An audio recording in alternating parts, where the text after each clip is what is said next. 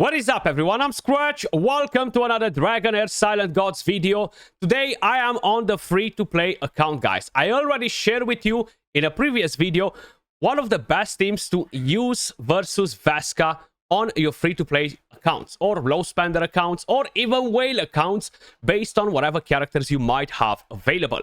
In today's video we are going to go versus the second boss. We're gonna do a bit of more testing, and I'm gonna show you how you can use your necro team to get as much damage as possible. Now, this time around, we are going to attack Thelendor. Versus Vesca, we use the Frost team. They perform really well. Out of all of the free-to-play accounts, characters going versus these type of challenges, the continental challenges, the Frost is going to be the absolute best team that we have on our accounts as free-to-play. But the second best as free-to-play is going to be the Necrosis. We are getting a lot of summoners on our accounts, and we're gonna go to challenge Talandor. Now, I've tried using them versus some different bosses, but they do not perform as good as they perform in this fight. So, as you guys can probably notice, I do have quite a few necro characters. I have some of them that are not free to play. You're not going to get them for free out of the blue, so I'm not going to use those characters. For example, I'm not going to use Urzilas in this fight, even though he's actually going to be really good for my team. And I'm not going to use Ladelia. The main reason why I'm not going to use her, I do not have scrolls in her kit, and because of it, she's going to fall behind the other epic damage dealers that I have available on the account.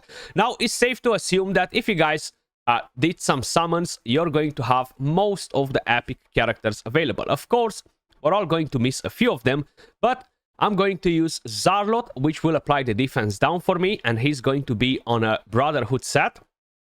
This character will give me some healing as well, and will apply a recharge speed penalty on the boss. We are going to use as well Joyce, which is an absolutely amazing damage dealer for the summoners, and he's going to be part of the team as well. Now, I fully skilled all of my epics because we are getting a bunch of epic scrolls for free. Moving on to the second week, that's where my life is going to get a bit more complicated on the free-to-play account, because I will have to make 4 different teams with the characters that I have available on the account. Then we're going to use Izitarian. Absolutely freaking insane. I will do a different video on this character just to spotlight him, because he is honestly a freaking monster. You're gonna see the damage numbers and you're gonna be like this: wow, why I haven't been using this character yet, or why I haven't invested in this character. Definitely scroll him up. You're not going to regret it. Now, as you guys can probably notice, he is only the only character in my team that has full talents. We are going to use as well Zadok, because I already built him for the Fame Minder before. I skilled him up as well. He's gonna deal good damage, but he's not going to be the GOAT in here. And then we're going to use Thorin as the main support character for the team, which is going to be, of course, on an Ancestral Protection set. Now, I am going to use the Gatekeeper staff on him to try and get a bit of extra skill haste, just for the purpose of this video, even though this is not leveled up, and I would prefer not to use it because it's not leveled up. I'm still going to use it just to show you that you do not need additional mythical artifacts. Now, it's safe to say that if you are at this stage in the game, you're going to have some mythical gear available. I'm not farming every content on stage 20 on the free-to-play account, but I still managed to somehow get some mythical pieces. They're far from being perfect. Heck, they're far from being the pieces that I need, because this is not really going to be doing a lot. This is not really going to be doing a lot on these characters. And maybe using a 3-piece legendary set is going to perform better, but that's something that I haven't actually tried. Truth be told, I am not extremely stressed about what type of damage I'm going to get on the free-to-play account. I'll be happy with whatever I'm getting, because I know I do not have a chance to compete in the top 50 or heck, even top 100 on my server, so I'm not too stressed about it. If we're talking about skill timing, That's what we have on the characters, guys. Basically, Joyce can just go freestyle because he's just popping summoned units with his ultimate skill, so we don't really care about putting a cooldown on him. Having a puppeteer set can be pretty good. The only problem is I am not sure on who to put that set. I could probably put it on Zadok, and that would actually help me out to do more damage. Most likely that would be a thing. So you know what, I'm quickly going to change that gear set on Zadok to a puppeteer set, and let's try it like that. Right, so I gave Zadok a puppeteer set. That should boost the ultimate energy, so all of my team can actually move a bit faster, right? So I can actually keep the cooldown on 18 seconds. Before, I was using Urzilas in the team, so he had a puppeteer set, but because that is not a free character, I removed it. Okay, so we're going to keep it like this on an 18 seconds, but you need to have that puppeteer set. Now, in terms of artifacts, on Easytarian, I am running the Great Demon Skull. You're getting this for free. And on Joyce, I'm running the Scarlet Chess because it makes more sense to use it on him. He's going to summon way more units than Easytarian does, and this should boost the damage quite a bit on both of the characters. And this is another free artifact. That being said, let's crack into the fight right here and see what numbers we're getting. Now, this most likely is not going to be the team that I'm using for the first week, because on my free-to-play account, like every single one of you guys, I have an exclusive character. Now, if you do not have an exclusive character and you are at this stage in the game, that means that you had extremely poor resource management. And unfortunately, as harsh as it may sound, there's nobody else to blame but you if you decided to just gamble with your dice left and right on every single banner and you did not save up 300 summons to try and put your hand on your most favorite exclusive character in the game.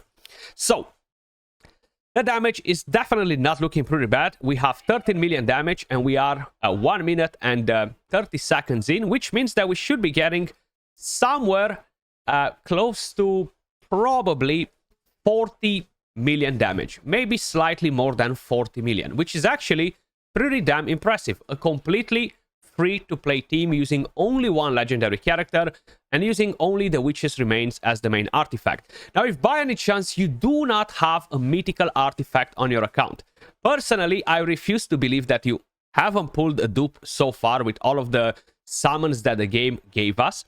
But maybe you've been that lucky / unlucky to don't pull a dupe character.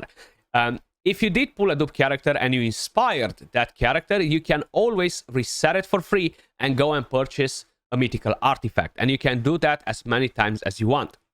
One thing that I would really kind of like try to stress out, do not feed into artifacts very rare and powerful characters, because having the inspiration of them is going to be pretty damn important. This time around, it seems like we had a bit of a bad luck, and my team actually died early, but we still managed to get 32 million damage. The average score for this team was around 40 million damage. Now, I wanted to show it to you with the rare artifact on Thorin, right? That just does not allow him to keep the team alive long enough. Or maybe we literally just had bad RNG, but still, 31 million from a free-to-play team is pretty damn good. Now, if we are going to change this on Thorin and bring back the Gatekeeper staff on him, this should allow us to go all the way to the end without actually having much of a problem. And I'm actually going to do a quick combat simulation and find out the result, because I'm going to show you what team I'm going to run versus this boss. But in the process, I wanted to show you basically this as a free-to-play option in case if you actually picked up a different exclusive than I did on my main account. So we managed to get 41.4 million damage just by swapping one artifact on our healer, which is actually pretty damn good, right? I'm definitely happy with this score. Now, because I know for a fact that this week I can put in bigger numbers, I'm actually going to use a different team. And I'm going to use my exclusive character that I've picked on my account. And I'm quickly going to try to see where I've actually placed that team. So there we go. This team will eventually end up in being used versus Chrysos. Okay, so I have Nasty Jenka, that's the exclusive that I've got on my account. I could have had 2 exclusive characters on my free-to-play account if I wasn't doing the dumb mistake of trying to get, in 6 days, 300 summons, which it was pretty damn hard to do without actually having the appraisal account event connected to this free-to-play account. But I'm going to use Gyarius, I'm going to use Tarivol, which is one of the legendaries that I've pulled while I was going for Nasty Jenka. I'm going to use Ihuicatl, and I'm going to use Shaltar, which is a free epic hero that you can pick up from one of the exchange shops. In terms of skill timing, we have the following on them, guys. Now, the thing is, he's going to rotate much faster than Ihuicatl, so I'm not too stressed about it. One thing that I'm quickly going to check is to make sure that I have more or less all of the gear sets available, and I do. Now, the good thing with Ihuicatl is that she is lightning, which means that she is going to get that extra ultimate energy from the Puppeteer set that we have on Tarivol. Now, Tarivol will be the character that will apply defense down. That's why we have Nasty Jenka going in just a bit later. Now, one thing that I should actually test out for this team in particular is swapping the talents on him, because if I go with the bottom 3, it might have actually a chance to trigger Nasty Jenka more often. Even though these attacks do not trigger other effects, we're gonna see how that actually plays out. I do not have full talents on my characters just yet, and as you guys can probably notice, was the same story for the Necrosis. But as I was mentioning, most likely I will be running this team on the first week together with the Frost team that I'm going to be running versus Vesca, because this will give me the highest damage output.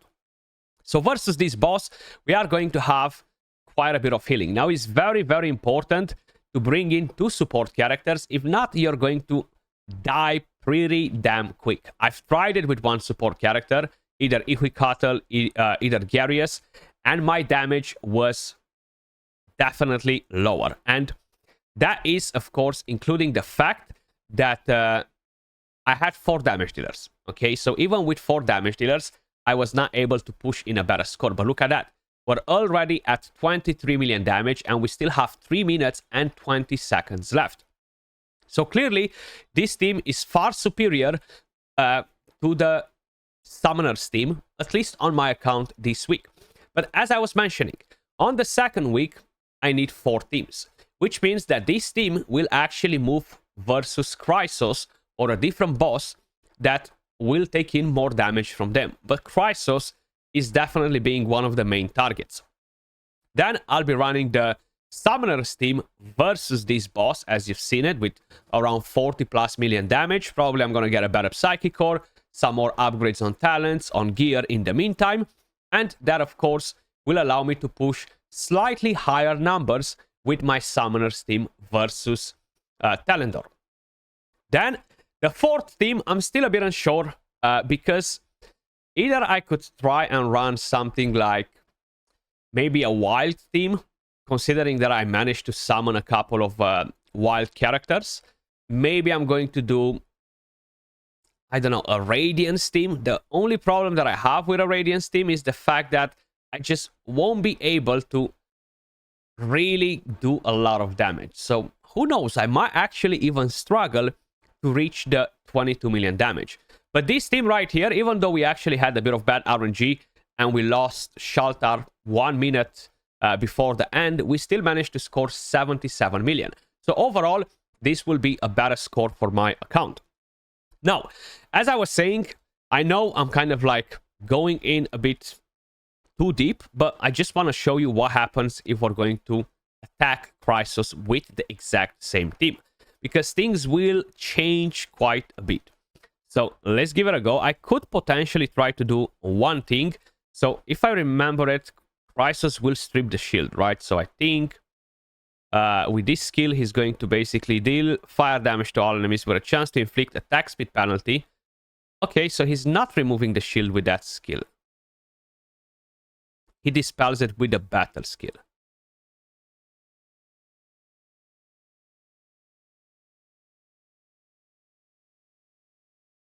Okay, so she's If we Cattle is going to be good in here too. Maybe a bit of accuracy would be nice, but we're going to see how this plays out. This boss is definitely more challenging than Thelendor because it hits harder, it does crazier things in my opinion, and it really smacks your melee characters, okay? So we might be able to push in some nice damage in here too, but I am not expecting a very similar result as we had versus Talandor. Maybe we will get a good result if we have good RNG. Now, the good thing in here is that this boss has a weakness versus basic skill attacks, and they will do more damage than versus other bosses. Versus Talandor, the best thing is to have summoner units, because the summoned unit with the highest attack will deal a lot of damage versus the boss. So that's why, if by any chance this team won't perform as good in here and do higher damage than we've dealt versus Thelendor, I am going to run my Dauntless team versus Thelendor this week. And next week, I will be forced to use it in here because I need my necros to go versus Thelendor. Almost 50 million damage, and we have 2 minutes left. Maybe we're going to be able to survive. Maybe we're going to do a better score in here than we've just done versus Thelendor. Now, my shelter starts to get a bit on the low side, and the damage is actually much better than I expected.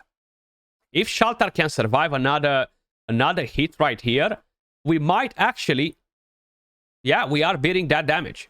If we survive till the end, which seems like we should be able to do right now, which is actually really good.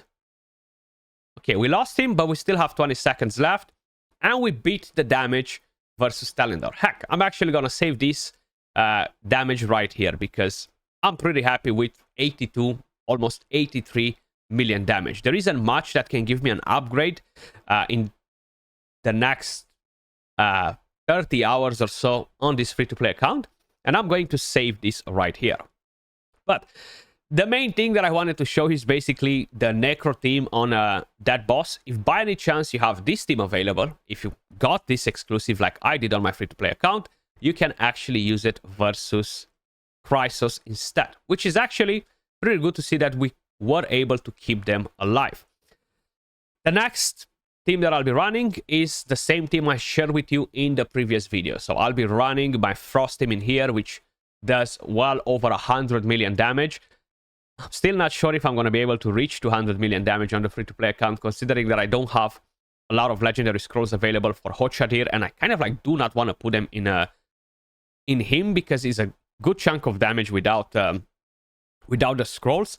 But that was everything for the video, guys. If you have better summoner units, you're going to be able to get a much better score versus this boss. You could 1,000,000% use Urzilas in the team, and that will give you a very solid result. Let's actually try to do it like this. If you have a Premsa available, drop Joyce instead of Premsa. Keep Easytarian because Easytarian is a freaking goat. If we're looking at the skill timing, you can see what we have right here. He is not scrolled, so I'm going to have to let him go loose to make sure that we are able to push in some nice damage. Now, I'm quickly going to use an attack aura, and I'm going to do a combat simulation just to basically get an idea of what type of damage we can deal with this team. So we dropped Zadok out of the team. We brought in Urzilas. And we dealt the same damage. We dealt the exact same freaking damage. Literally. And you know why? Because I have no freaking scrolls on Urzilas. That's why I tend to stay away from a lot of legendaries in my team, especially if they are not scrolled.